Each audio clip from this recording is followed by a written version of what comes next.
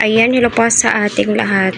So, si Kalingap Edu ay nangamba kay Viancy dahil hindi nga po nakapasok sa eskwelahan. So, ano nga ba yung dahilan po?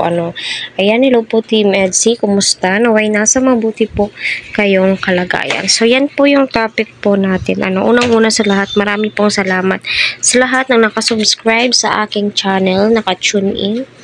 Naway supportahan po natin ang mga live ni Kalingap Edu, Kalingap Prab, especially si Kuya Val Santos Matubang, ang scouter nga po din ni Viancy na si Dr. Love. Supportahan din po natin si Kalingap Patrick. Nasa Facebook page po, may Facebook page po itong si Kalingap Patrick para kahit papaano ay makatulong din po tayo sa kanyang pag-aaral. So, ayun na nga po, doon nga po sa pabahay ni Viancy, pagkatapos nga pong pinuntahan ni Kalingap Prab, ay kita po natin, napaka-sweet po ni Edu at ni Viancy. Yung tipong titigan lamang po, 'di ba? Pangiti-ngiti, pero yung kilig po na ibinibigay po sa atin ay naku, grabe, napaka-intense. Kahit na yung tinginan saglit, titigan saglit, ay nako, 100% nakakakilig.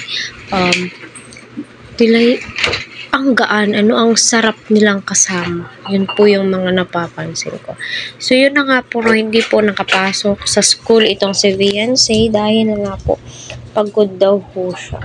So, busy nga po sila Viancy lately dahil nga po sa mga activities, napakaraming activities pong nangyari.